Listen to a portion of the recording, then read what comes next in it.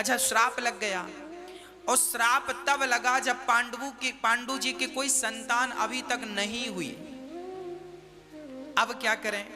तब वहीं हिमालय पर माता कुंती ने कहा, कोई बात नहीं। माता कुंती जब छोटी थी ना, तब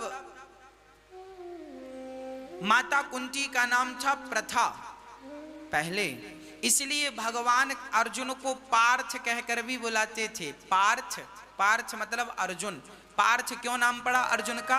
क्योंकि प्रथा के पुत्र हैं। कुंती का नाम प्रथा है, तो प्रथा से पार्थ, इसलिए अर्जुन को पार्थ भी कहा जाता है।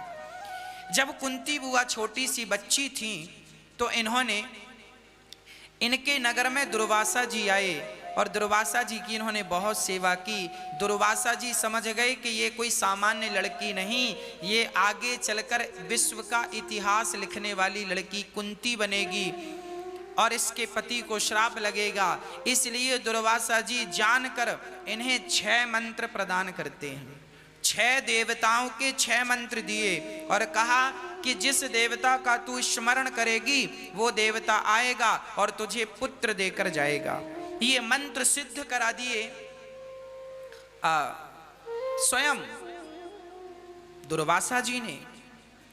अब कुंती के पास से दुर्वासा जी गए तो कुंती को लगा मंत्र पढ़ने से भी कोई बच्चा होता है। उन्हें भी संदेह हुआ, जैसे आप लोगों को ना संदेह होता है मंत्र पढ़ने से कोई बच्चा होता है। पर संतों की तपस्या, संतों के आशीर्वाद की शक्तियां शायद आप नहीं जानते। मंत्र बहुत शक्तिशाली होते हैं। मंत्र की शक्ति ऐसी होती है जो सांप का जहर भी उतार सकता है। यदि शक्ति ना होती तो काले नाग का जहर मंत्र से कैसे उतरता है? पहले तो कोई डॉक्टर नहीं थे, बड़े बड़े पंडा लोग सांप का जहर उतार देते थे। पुराने लोग सांप का जहर उतार देते थे, ये बिल्कुल सत्य है, मैंने अपनी आंखों से देखा भी है ये चीजें। तो मंत्रों की शक्ति बड़ी अकाट्य है। हाँ, कुंती बुआ को लगा बाबा जी ने कह दिया, कोई हमने याद कर लिया, कोई बात। एक दिन उन्होंने लगा कि हम जरा ट्राई करें, तो कुंती बुआ ने ट्राई किया और सूर्य भगवान का मंत्र पढ़ दिया। तो सूर्य भगवान का मंत्र पढ़ा तो सूर्य भगवान प्रकट हो गए। देवी, मैं आ गया हूं, अब मैं तुम्हें एक संतान देकर जाऊंगा। कुंती बुआ डर गई, प्रभु वापिस चले जाओ, हम तो केवल ट्राई कर रहे थे कि ये मंत्रों में ताकत है कि नहीं, आप आ गए। सूर्य भगवान बोले, मैं आ गया हूं, अब मैं तुम्हें पुत्र देकर जाऊंगा, मेरा आना व्यर्थ नहीं जाएगा। कुंती रोने लगी, अभी तो मेरा विवाह नहीं हुआ, कुंवारे में बच्चा पैदा हो जाएगा, लोग क्या कहेंगे। तब सूर्य भगवान ने कहा, तुम्हें बच्चा पैदा होगा पर तुम्हारा जो कुंवारपन है वो नष्ट नहीं होगा। तुम जैसी कुंवारी अभी हो, बच्चा पैदा करने के बाद भी फिर वैसी की वैसी कुंवारी हो जाओगी। और सूर्य भगवान ने कुंती का स्पर्श किया। स्पर्श करते ही कुंती बुआ, सूर्य भगवान का तेज कुंती में प्रवेश कर गया और कुंती माता गर्भवती हो गई। कुंती बुआ जब गर्भवती हुई तो अपनी सखियों की मदद से उनको एक पुत्र, एकांत में वो रहने लगी अपनी सखियों में। एक सखी को उन्होंने बताया और एकांत में रहने लगी। और कुंती का पहला बेटा कुंवारे में हुआ, नाम कर्ण, उसे पानी में बहा दिया गया। और उसी को राधा नाम की एक स्त्री ने, जो केवट थे, उन्होंने उस बालक को पकड़ा और आगे चलकर उस बालक का नाम राधेय पड़ा, जिसे दानवीर कर्ण भी कहते हैं। तो कुंती बुआ ये सिद्ध मंत्र जानती थी। जब कुंती के पति को ये श्राप लगा कि तुम अपनी पत्नी को काम भाव से स्पर्श नहीं कर सकते, तो अब जब स्पर्श करेंगे ही नहीं तो फिर इनकी पत्नियों को बच्चे होंगे कैसे। तब कुंती बुआ ने कहा, कोई बात नहीं, मेरे पास मंत्र है। तो 3 मंत्रों का प्रयोग कुंती बुआ ने किया और 2 मंत्रों का प्रयोग उन्होंने मंत्र दे दिया अपनी बहन माद्री, जो कि पांडु की दूसरी पत्नी थी। माद्री को उन्होंने 2 मंत्र दिए। तो 2 मंत्र से कुंती मां के 3 मंत्र से 3 बच्चे पैदा हुए। धर्मराज का मंत्र पढ़ा तो धर्मराज युधिष्ठिर पैदा हुए, इंद्र का मंत्र पढ़ा तो इंद्र आकर अर्जुन बने, और वायु देवता का मंत्र पढ़ा तो स्वयं भीम भैया प्रकट हो गए। युधिष्ठिर, अर्जुन और भीम ये 3 कुंती के पुत्र हैं। और अश्वनी कुमारों के मंत्र दे दिए माद्री को, तो 2 मंत्र पढ़े तो माद्री के 2 बच्चे हुए। एक का नाम हुआ नकुल, एक का नाम हुआ सहदेव। तो ये 5 पांडव कहलाए। अब देखिएगा, अभी ये 5 बच्चे छोटे छोटे थे, और 5 बच्चों का जब जन्म हो गया, इसके बाद जब युधिष्ठिर का जन्म हो गया और भीम का जन्म हो गया, तब जाकर गांधारी के भी 100 बच्चे पैदा हो गए। अच्छा, गांधारी के 100 बच्चे कैसे हुए? गांधारी के गर्भ से एक मांस का टुकड़ा पैदा हुआ। धृतराष्ट्र ने संतों से कहा, संत भगवान, हम एक दिन धृतराष्ट्र ने संतों की बहुत सेवा की और कहा, संत भगवान हमें 100 बच्चे पैदा हों। 100 बच्चों का वरदान मांगा। गांधारी गर्भवती हुई, और गांधारी के गर्भ से बच्चे तो हुए नहीं कि मांस का टुकड़ा पैदा हो गया। अब बड़े दुखी हुए, धृतराष्ट्र के बच्चा नहीं हुआ, मांस पैदा हुआ। तब उस मांस के 100 भाग किए गए, 100 टुकड़े किए गए, और 100 घड़ों के अंदर वो एक एक टुकड़ा रखा गया, और उस घड़े के अंदर से 100 बच्चे समय पर पैदा हुए। जब दुर्योधन का जन्म हुआ तो गधे की तरह रहका था। विदुर जी ने कहा, इसे मार डालो, ये शुभ नहीं है, पर नहीं मारा। धर्मराज युधिष्ठिर बड़े थे और ये दुर्योधन छोटा था। जबकि धृतराष्ट्र की इच्छा थी कि पहले मेरा बेटा हो जाए तो राजगद्दी पर मेरे बच्चे बैठ जाएंगे। राजगद्दी पाकर ना उसे छोड़ने की इच्छा नहीं होती। अच्छा, यहाँ हो गए पांडवों के बच्चे, यहाँ कौरवों के बच्चे हो गए। कौरव भी हो गए पांडव, 5 पांडव 100 कौरव दोनों हुए। एक दिन क्या हुआ कि पांडु अपनी पत्नी को काम भाव से स्पर्श करने, माद्री, जो माद्री नाम की पत्नी थी, माद्री स्नान कर रही थी और कपड़े बदल रही थी, तो उनकी सुंदरता देख करके आज कामासक्त होकर पांडु अपनी पत्नी का स्पर्श करने जब गए, तो उनके स्पर्श करते ही श्राप के कारण पांडु प्राण त्याग दिए। और जब पांडु ने प्राण त्यागा, तब उनकी चिता बनाई गई, उनका अंतिम संस्कार किया, और उनके साथ माद्री सती होने लगी। तो कुंती माँ भी बोली कि जब तुम सती हो रही हो सो मैं भी सती हो जाऊंगी। तब माद्री ने कहा, बहन, यदि आप भी सती हो गई तो इन 5 बच्चों का कोई रक्षक नहीं होगा, इन 5 बच्चों को कोई रोटी खिलाने वाला नहीं होगा। आप रह जाओ और इन बच्चों का पालन करना। माद्री अपने पति के साथ सती हो गई और कुंती बुआ रह गई। ये कुंती बुआ, ये कुंती वसुदेव जी की बेटी है। अब वसुदेव जी की बहन है कुंती बुआ, वसुदेव सूरसेन की बेटी और वसुदेव जी की बहन, इसलिए भगवान श्री कृष्ण की ये सगी बुआ हैं। इनका नाम प्रथा था, पर कुंती भोज नाम के राजा को सूरसेन ने अपनी बेटी दान कर दी, तो उनका नाम पड़ा कुंती। भगवान श्री कृष्ण की सगी बुआ हैं, वसुदेव जी की सगी बहन है माता कुंती। 5 पांडव, इन दोनों में विवाद हो जाता था, झगड़ा हो जाता था। दुर्योधन कई बार भीम भैया को मारने के लिए जहर पिला देता था, कई बार उसने मारने का प्रयास किया। राज सत्ता के लालच से उसने बहुत बार प्रयास किया कि मैं मार डालूं पांडवों को, पर जाके रक्षक भगवान हो, ताकि प्राण हरे कौन। हाँ, तो भगवान सब बार उनकी रक्षा करते गए, रक्षा करते गए, रक्षा करते गए। एक दिन की बात है, दोनों में कुछ ज्यादा ही विवाद हुआ। पांडु ने कहा था, धृतराष्ट्र जी कुछ दिनों के लिए आप सिर पे मुकुट पहन लो।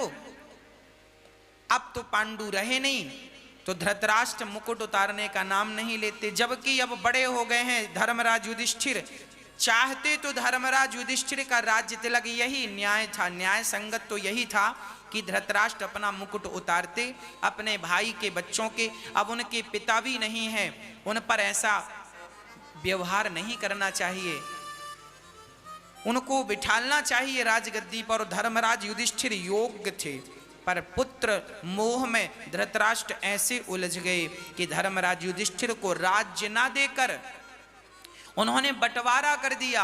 बोले हस्तिनापुर का राजा मैं और इंद्रप्रस्थ बंजर से बंजर भूमि पांडवों को दे दी।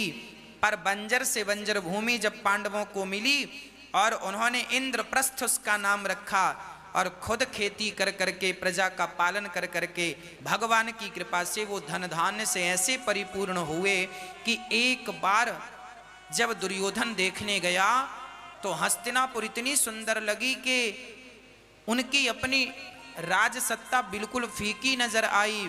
दुर्योधन का मन डोल गया, ये नगर मुझे कैसे मिलेगा, ये नगर मुझे। देखो अपनी संपत्ति में संतोष नहीं है, दूसरों की संपत्ति को हड़पने का जितना प्रयास व्यक्ति कर सकता है दुर्योधन ने किया।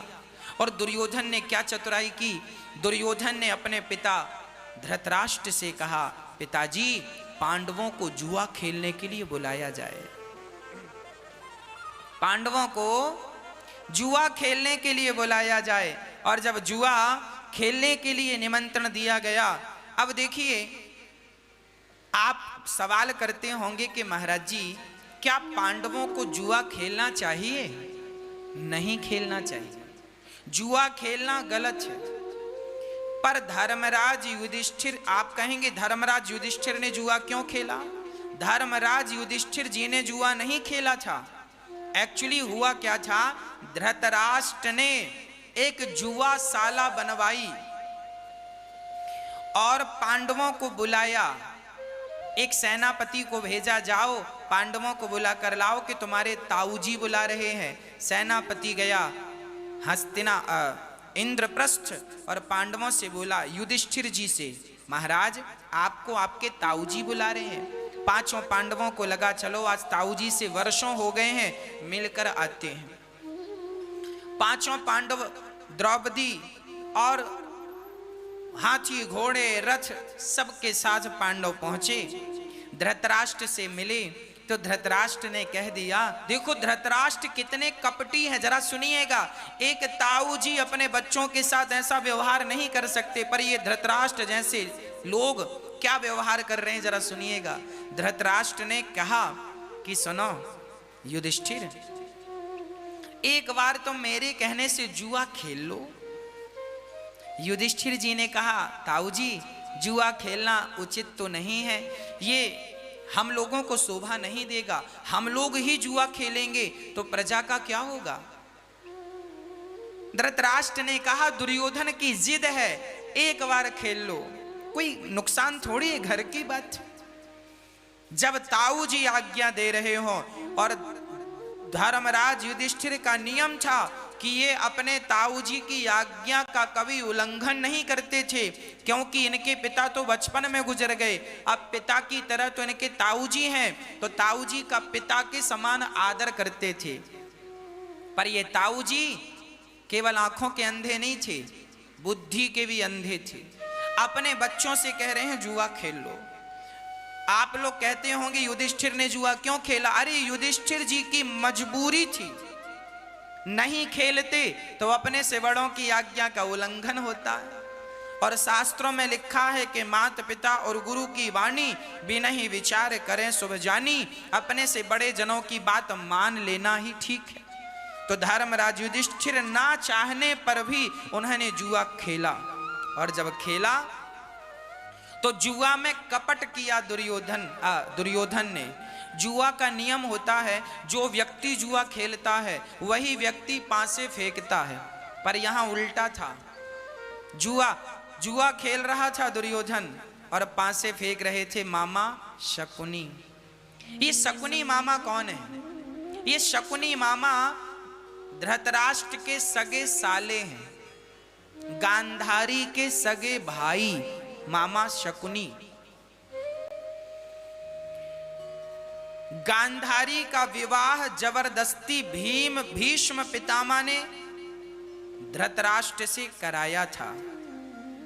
गांधारी तो तैयार थी कि मेरा पति अंधा है सो मैं पट्टी बांध कर रहूंगी पर विवाह करूंगी, पर शकुनी मामा बड़े अंदर से जलने लगे। मेरी बहन की जिंदगी खराब कर दी पितामह भीष्म तुमने, अब मैं इसका बदला लेकर रहूंगा, तुम्हारा सत्यानाश करूंगा, ऐसा प्रतिज्ञा शकुनी ने किया। और शकुनी के पिताजी जब मरे तो शकुनी से कहकर के गए, बेटा मेरी हड्डियों के पासे बना लेना और तुम जैसा दाव फेंकोगे तुम्हारे वश में, तुम्हारे पक्ष में ही निर्णय आएगा। तो ये जो शकुनी मामा के हाथ में पासे थे, ये शकुनी के पिता की हड्डियों के पासे थे। उन्हीं पासों को वो उसके वश में थे। बाप को भी ये जलन थी कि हस्तिनापुर उजड़ जाए। क्या होता है ना, किसी की उत्कर्षता लोगों को पचती नहीं, किसी का प्रभाव, किसी का वर्चस्व कुछ लोग पचा नहीं पाते। उनमें थे शकुनी। जुआ हुआ, जुआ में दाव लगाया गया पहला। सोने सुंदर सा माला पहन रखा था, वो हार गए। धीरे धीरे धर्मराज युधिष्ठिर ने अपने खजाने दाव पे लगाए, हार गए। अपना राज्य हस्तिनापुर इंद्रप्रस्थ लगा दिया, हार गए। फिर अपने भाई अर्जुन को दाव पे लगाया, हार गए। भीम को दाव पे हार गए। नकुल सहदेव को, अपने आप को दाव पे लगाया, हार गए। गुलाम हो गए पांचों पांडव, गुलाम हो गए कौरवों के। और अंत में आखिरी दाव बचा सो द्रौपदी का दाव लगा दिया और वो दाव भी हार गए। और जब दाव हारे, दुर्योधन का भाई दुशासन गया और द्रौपदी के बाल पकड़कर खींच करके, द्रौपदी मना कर रही है, सुनो भैया तुम देवर हो हमारे, हम तुम्हारी भाभी हैं। अपनी भाभी माँ की तुल्य होती है, आप अपनी भाभी के साथ क्या व्यवहार कर रहे हैं। नहीं माना दुशासन। चलो तुम हार चुकी हो। बाल पकड़कर कह रही है द्रौपदी, अभी मैंने स्नान नहीं किया, ऋतु स्नान, वो मासिक धर्म में थी, अभी मैंने इस ऋतु स्नान नहीं किया, शरीर में मात्र एक ही वस्त्र है, मुझे मत ले जाओ इस हाल में। नहीं माना, नहीं गई तो बाल पकड़कर घसीट कर देखिए कि नारी पर क्या अत्याचार किया जा रहा है। बड़े बड़े योद्धाओं के द्वारा घसीट कर लाकर सभा में खड़ा किया गया। इतने से काम नहीं बना तो दुर्योधन ने कह दिया, उतार दो इसके कपड़े, इसके वस्त्र उतार दो दुशासन, आज हम देखना चाहते हैं ये कितनी सुंदर है, बड़ी सुंदरता की ये डींगे मारती है, इसके जैसे सुंदर कोई स्त्री नहीं है। अच्छा, दुर्योधन द्रौपदी से चिढ़ा था। कब से चिढ़ा था? दानवीर कर्ण भी द्रौपदी से चिढ़ते थे। क्यों? कब से? जब द्रौपदी का विवाह हुआ था ना, तो द्रौपदी के पिता ने एक शर्त रखी थी। ऊपर मछली एक पहिए पर घूम रही थी और उसकी आंख में बाण चलाना था, जो चलाएगा वो विवाह करेगा। उस धनुष पर डोरी चढ़ाने गए थे दुर्योधन, तो दुर्योधन तो धनुष को उठा ना पाए और दानवीर कर्ण ने धनुष को उठा लिया और निशाना भी लगाया। चलाने वाले थे बाण कि द्रौपदी ने मना कर दिया, मैं शूद्र के साथ विवाह नहीं करूंगी। तब अर्जुन ने धनुष उठाकर बाण चलाया और द्रौपदी पांडवों की हुई। तब से द्रौपदी से घृणा करने लगे थे ये कौरव। इसे बड़ा अहंकार है अपनी सुंदरता का। और आज भरी सभा में देखिए, उस अहंकार के कारण आज द्रौपदी के साड़ी उतारने का प्रयास दुर्योधन ने किया। भरी सभा में कहा, उतार दो वस्त्र। भरी सभा में जब दुशासन 10,000 हाथियों का बल रखने वाला दुशासन जब साड़ी पकड़कर खींचने लगा, तब द्रौपदी चिल्लाई, अपने पतियों से आवाज लगाई, अर्जुन उठाओ अपना गांडीव और मेरी रक्षा करो। अर्जुन ने मस्तक नीचे कर लिया। भीम गदा उठाओ। द्रौपदी ने दे उठ पुकारा, कोई नहीं सुना।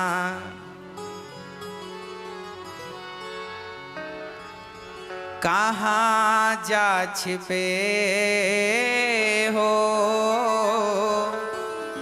प्यारे कन्हैया,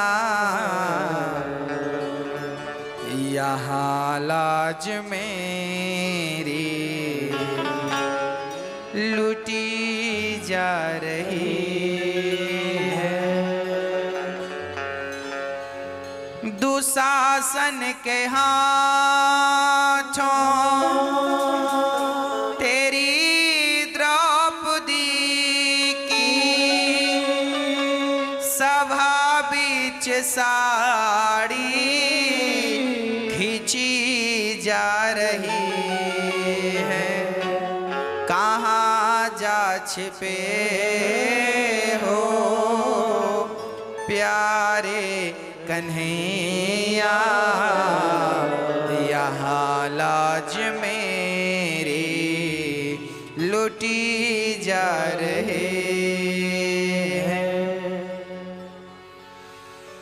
जिन्होंने कभी मेरी सूरत ना देखी, वो देखेंगे आज वदन मेरा नंगा।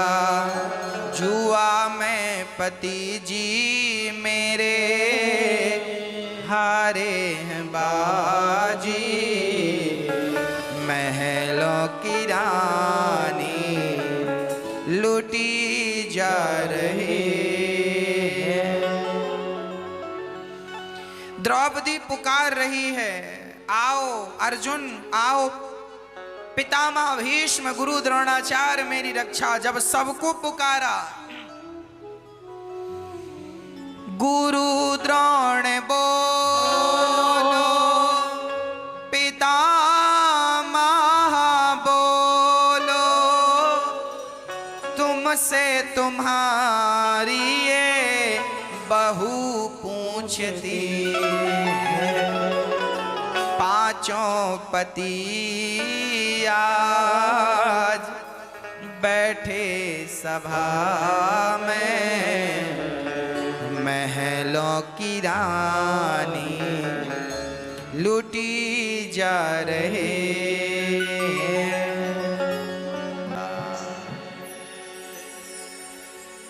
जब उस द्रौपदी ने कहा, हे श्याम सुंदर नहीं आओगे ना, तो मेरी लाज लुट जाएगी, और लाज मेरी नहीं लाज तुम्हारी लुटेगी। द्रौपदी ने कहा, बांधी थी हमने राखी जो तुमको, बचा लो कन्हैया आकर के हमको। याद है जब तुम्हारी कलाई कट गई थी तो मैंने अपनी साड़ी फाड़ कर बांधी थी। आपने कहा था कि क्या जरूरत है इस छोटे से घाव के लिए इतनी महंगी साड़ी फाड़ने की। मैंने आपकी कलाई पे राखी बांधी है श्याम सुंदर। अब जितने धागे मैंने आपकी कलाई पे बांधे हैं उन धागों की कीमत चुका कर मेरी रक्षा करो। जब दोनों हाथ उठाकर द्रौपदी ने कहा, अब तो कन्हैया मैंने आपके चरणों में समर्पण कर दिया, मैं आपकी हो गई, अब चाहे सो लाज बचा लो चाहे सो लाज लुटा दो, मैं आपकी हूँ।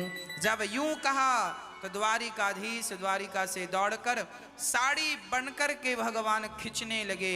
दुशासन खींचता गया, ढेर लग गया। बोला, साड़ी भी नारी है कि नारी भी साड़ी है कि साड़ी ही की नारी है कि नारी ही की साड़ी है। द्रौपदी बोली, मूर्ख ना तो साड़ी बीच नारी है, ना नारी बीच साड़ी है, ना साड़ी ही की नारी है, ना नारी ही की साड़ी है। ये तो वृंदावन विहारी है जो चीर बन कर खिंचा जा रहा है, चीर बन कर खिंचा जा रहा है।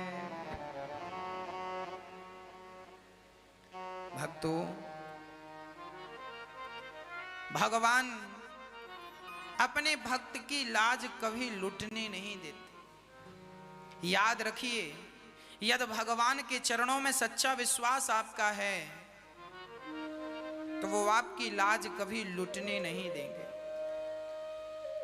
द्रौपदी की लाज समय पे आकर उन्होंने बचाई, बचाते हैं। और द्रौपदी बस भगवान का और पितामह भीष्म भगवान का दर्शन करते हैं, बाकी किसी को इस चमत्कार का कोई ज्ञान ना हुआ। जब अब देखिएगा, महाभारत की कथा केवल सुनने और सुनाने की नहीं है, बल्कि चरितार्थ करने की, चरित्र में उतारने की। क्या सबक मिला?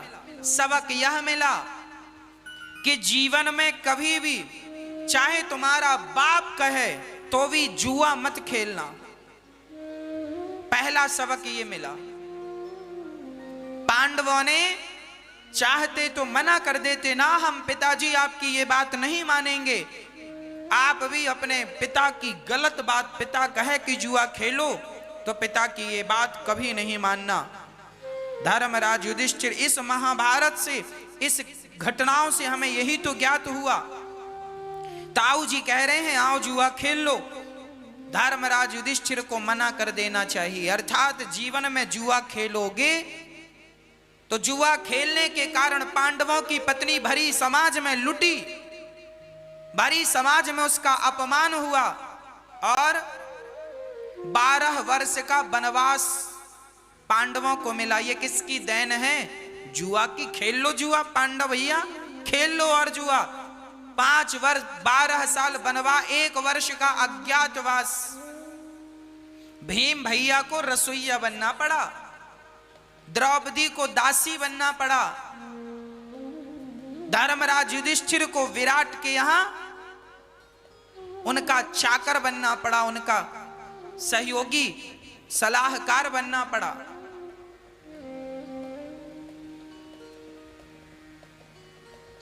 शैरेंद्री बनना पड़ा, दासी बनना पड़ा द्रौपदी को 1 वर्ष के अज्ञातवास में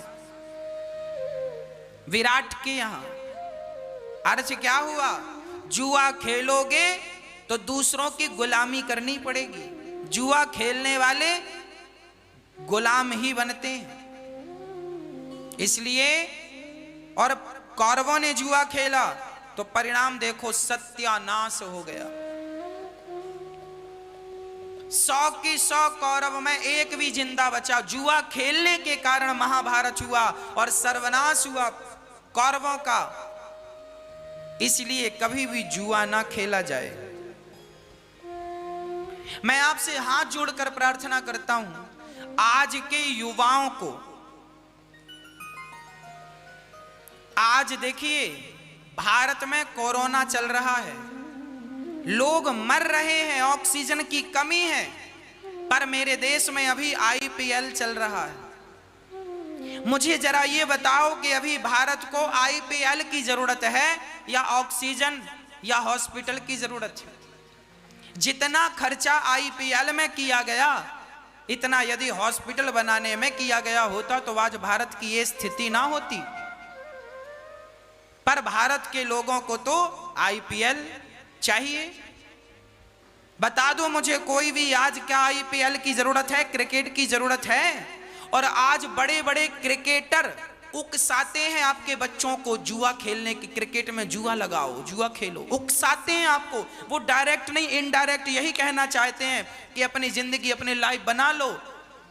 क्रिकेट आज के दौर का सबसे बड़ा जुआ। उस जमाने में शकुनी पासे फेंकता था और आज के जमाने में ये आईपीएल शकुनी का ही तो काम कर रहा है।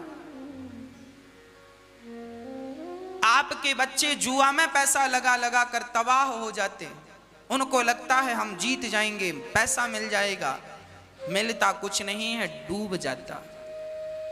जुआ खेला था एक बार पांडवों ने, एक बार कौरवों ने एक बार खेला जिंदगी में जुआ, एक बार के जुआ खेलने से सर्वनाश हुआ, और आप तो बार बार खेलते हैं। इसलिए जुआ बाप कहे तो भी जुआ ना खेलना। यह शिक्षा है महाभारत के चर्चा से। आज हमारे युवाओं को आईपीएल दिखाया जा रहा है, जुआ के लिए उकसाया जा रहा है, और टीवी में धड़ल्ले से गुटखा खाने का प्रचार चल रहा। गुटखा का प्रचार आता है ना, आता है ना। मतलब आपके बच्चों को क्या सिखाया जा रहा है? गुटखा खाओ। बड़े बड़े हीरो, बड़े बड़े सुपरस्टार गुटखे का प्रचार कर रहे हैं। हाँ जी, दाने दाने में केसर का दम दिखा रहे हैं। आज की युवा पीढ़ी को ये लोग कहां ले जाना चाहते हैं? जरा ठंडे दिमाग से सोचना। एक तरफ आईपीएल दिखाकर आपके बच्चों को जुआ खेलने के लिए उकसाया जा रहा है, दूसरी तरफ बड़े बड़े सुपरस्टारों के द्वारा गुटखा खिलाना सिखाया जा रहा है। बेटा तुम गुटखा खाओ और जुआ खेलो। आजकल का युवा अपने रास्तों से भटक रहा है। कारण कौन है? कौन है वो लोग जो आपके बच्चों का सर्वनाश करने पर तुले हुए हैं? जरा ठंडे दिमाग से सोचिएगा। आज के युवाओं का भविष्य बहुत अंधकार में है। क्यों अंधकार में है? क्योंकि आज के बच्चे जहां जुड़े हुए हैं, आईपीएल से जुड़े हैं और टीवी से जुड़े हुए हैं, और वहां ये गंदी गंदी चीजें सिखाई जा रही हैं, तो बच्चे सीखेंगे क्या? इसलिए आप अपने बच्चों का, मैं हाथ जोड़कर यही कहता हूं, ध्यान रखें। उन्हें ऐसे संस्कार दें कि वो गुटखा, तंबाकू, सिगरेट, मांस, शराब, इन सब से, जुआ, इन सब से कोसों दूर रहें, और आपका बेटा आपके लिए, आपके देश के लिए कुछ करके दिखाए। इतनी योग्यता दो बच्चों को, इतने संस्कार से भर दो कि आपके बच्चे कभी रास्ते भटके ना। मेरी इतनी प्रार्थना है। मैं बस यही चाहता हूं मेरे देश का युवा रास्ता ना भटके। आज मैं देखता हूं मेरे भारत का युवा चाय की दुकान में बैठकर सिगरेट पी रहा है। आज मैं देखता हूं मेरे देश का युवा गुटखा की पाउच खोलता है, पूरा का पूरा गुटखा मुंह पे झड़ाता है। जरा ठंडे दिमाग से सोचो, क्या इनसे इन जवानों का उद्धार होगा? इनसे इनकी गति होगी? इनसे इनका कल्याण होगा? इन आदतों से क्या इनका और इनके परिवार का भला होगा? जरा विचार कीजिए।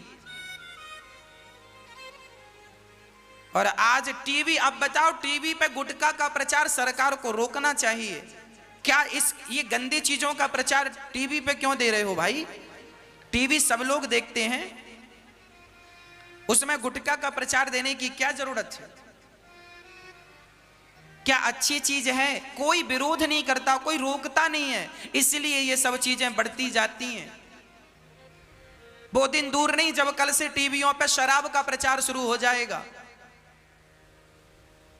अभी भी आता है, शराब का प्रचार आता है, ये शराब पियो। अब देखो, शराब का प्रचार टीवियों पे चल रहा है, गुटखे का प्रचार टीवियों पे चल रहा है।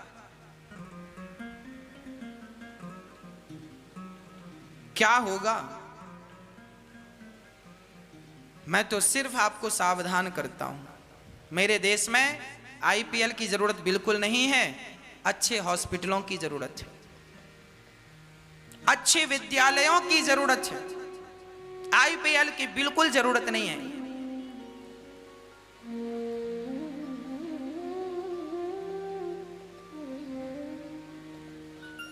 आगे आप समझिए आपको अपने बच्चों को किस रास्ते पर लेकर जाना है। मैं तो केवल ये बताऊंगा, जुआ खेला कौरवों ने, उनका सर्वनाश हुआ, बस। महाभारत का युद्ध हुआ, कौरव मारे गए, एक दुर्योधन की जंघा भीम भैया के गदा से टूट गई।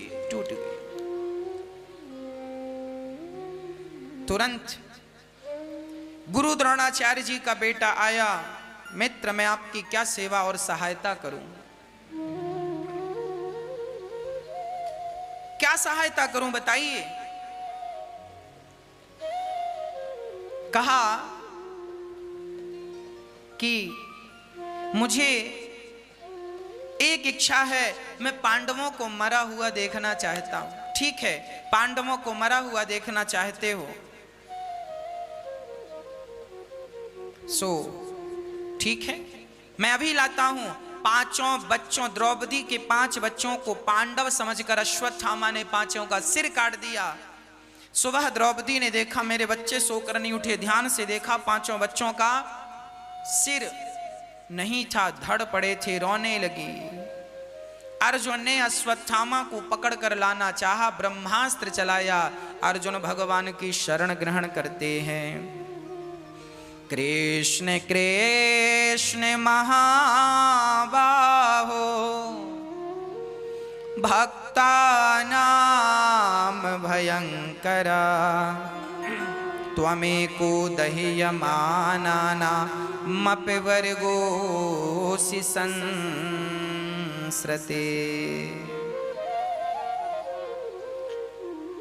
चरणों में गिर पड़े अर्जुन, प्रभु कृष्ण कृष्ण महाबाहो, आपके द्वारा मेरी रक्षा हो सकती है। तुरंत भगवान ने कहा ब्रह्मास्त्र तुम भी चलाओ। अश्वत्थामा के द्वारा चलाया ब्रह्मास्त्र, अर्जुन ने भी चलाया। भगवान ने दोनों को शांत किया, केस पकड़ के द्रौपदी के समक्ष खड़ा किया। द्रौपदी, तुम्हारे बेटे का हत्यारा तुम्हारे सामने है, जो सजा देना चाहती हो उसे दे दो। ठीक है, इसे सजा देते हैं। क्या सजा देना है? द्रौपदी कहती है इसको छोड़ दो, यही इसकी सजा। अरे इसे हत्यारे को हम छोड़ दें? हाँ, क्यों इसे छोड़ दें, क्यों इस पर दया कर रही हो? द्रौपदी ने कहा क्या इसे मार देने से, बदले की भावना रखने से आपके मरे हुए बच्चे जीवित हो जाएंगे? नहीं, कभी बदले। देखिए द्रौपदी के 5 बच्चे मर गए, पर फिर भी वो बदले की भावना नहीं रखती। अर्थ क्या हुआ?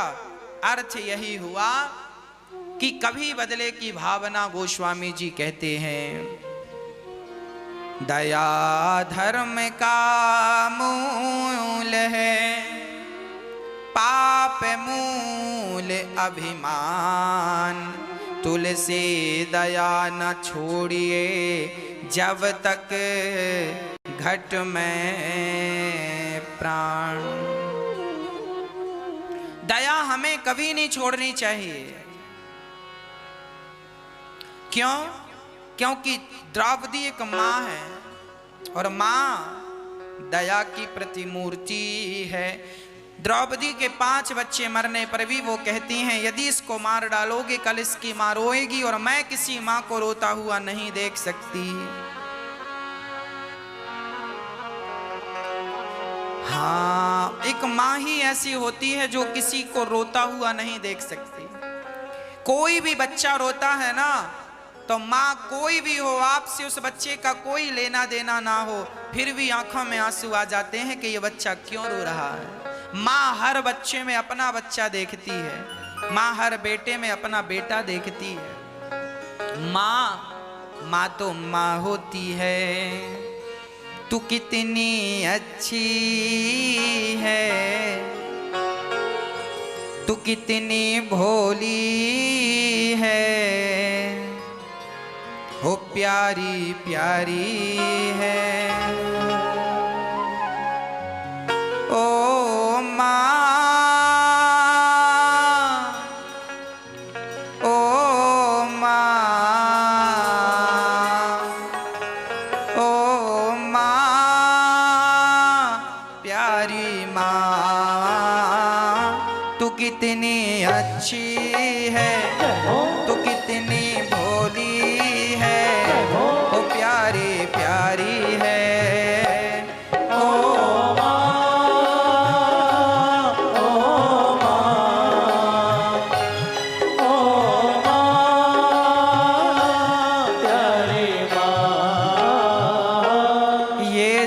दुनिया है ये वन है कांटों का,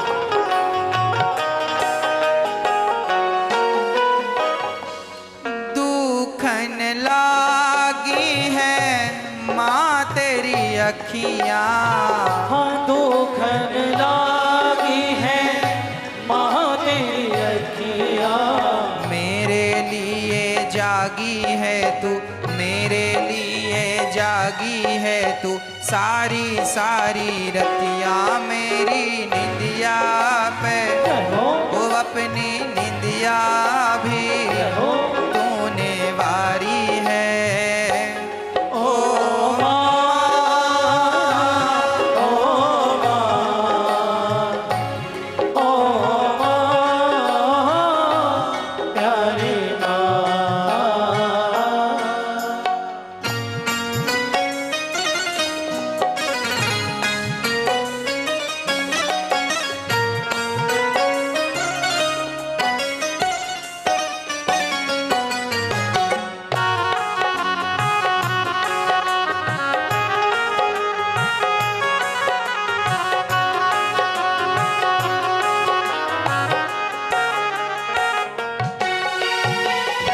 अपना नहीं तुझे सुख दुख कोई, अपना नहीं तुझे सुख दुख कोई, माँ का अपना कोई सुख नहीं, माँ का अपना कोई दुख नहीं है। हंसती है तो बच्चों के लिए और रोती है तो बच्चों के लिए।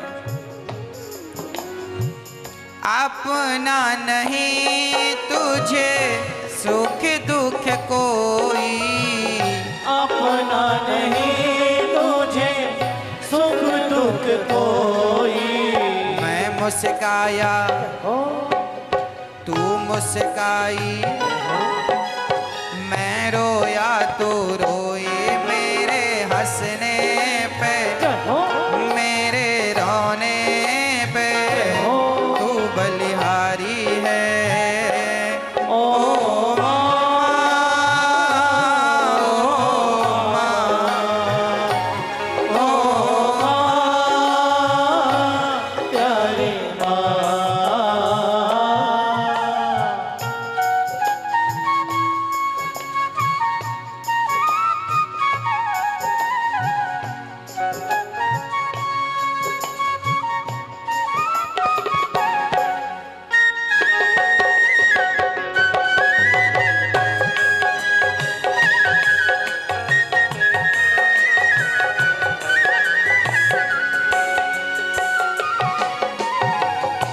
इसलिए कहता हूं कभी समय मिला करे तो अपनी माँ की आरती जरूर उतारा करो। समय मिला करे तो अपने माँ के चरणों को धोकर चरणामृत जरूर लिया करो। क्यों? माँ के चरणों का जल गंगा के जल से भी पवित्र होता है। हो लेके पूजा की थाली, ज्योत मन की जगाली, तेरी आरती उतारूं भोली माँ। तू जो दे दे सहारा, सुख जीवन का सारा, तेरे चरणों पे वारूं भोली माँ।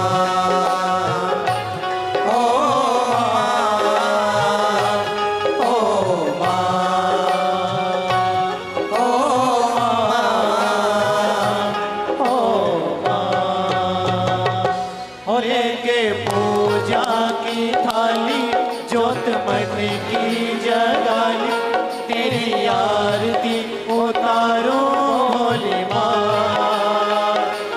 तू जो दे दे सहारा, सुख जीवन का सारा, तेरे चरणों में वारो भोली माँ।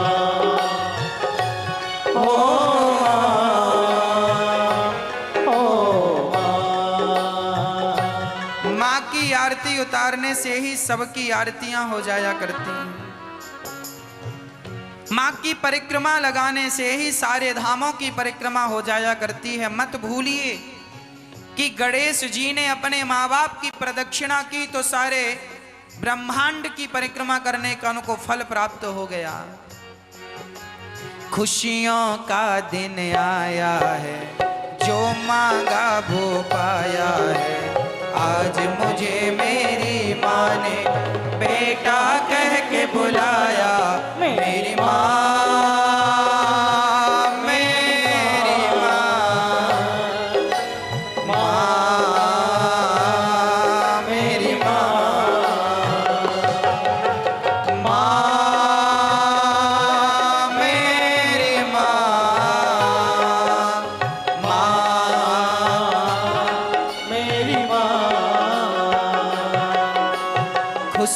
माँ का दिन आया है, जो मांगा वो पाया है। आज मुझे मेरी माँ ने बेटा कह के बुलाया है। मेरी माँ, मेरी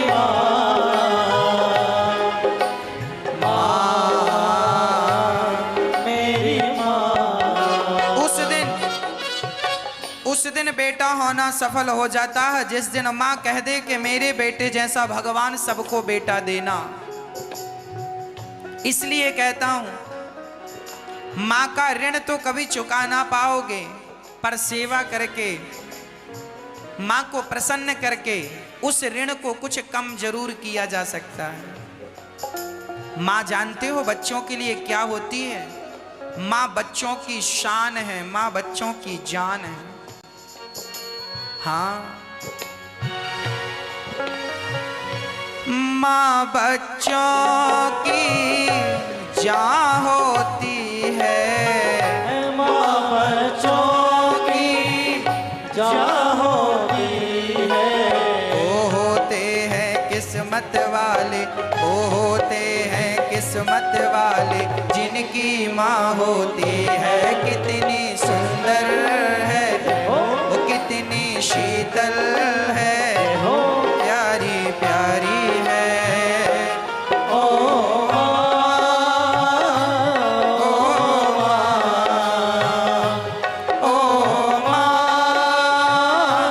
प्यारी माँ, तू कितनी अच्छी है, तू कितनी भोली है, प्यारी प्यारी है। ओ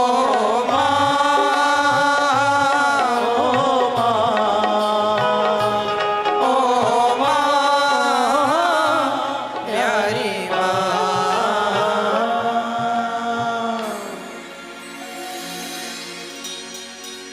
मुझे इस दुनिया में लाया, मुझे बोलना चलना सिखाया।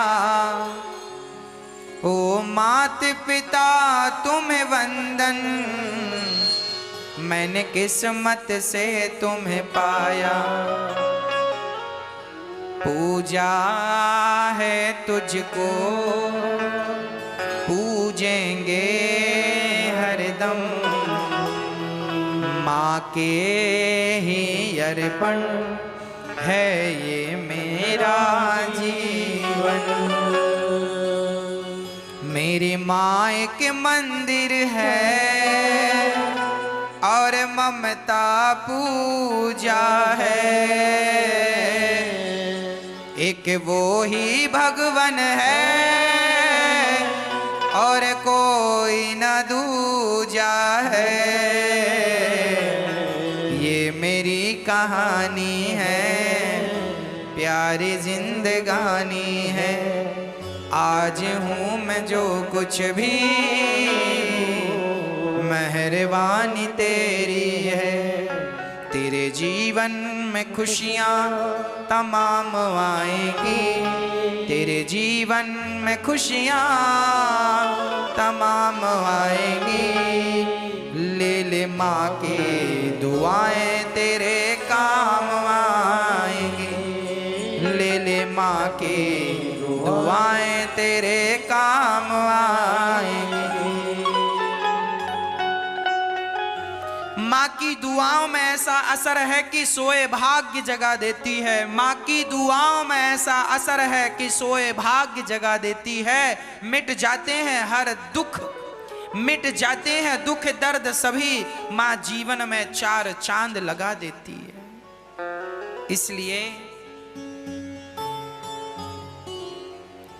इसलिए जीवन में कभी अपनी माँ का दिल ना दुखाना। माँ का दिल दुखाने से माँ का दिल नहीं दुखता, भगवान का दिल दुखता। क्योंकि जो माँ का दिल है ना, भगवान ही माँ का दिल बन करके माँ के भीतर बैठे हैं। भगवान ही एक रूप में माँ के रूप में बैठे हैं। जब आप माँ का दिल दुखाते हैं, माँ को सताते हैं, तो वो माँ को नहीं सता रहे हैं, आप माँ को नहीं रुला रहे हैं, माँ के रूप में बैठे हुए ईश्वर को आप सता रहे।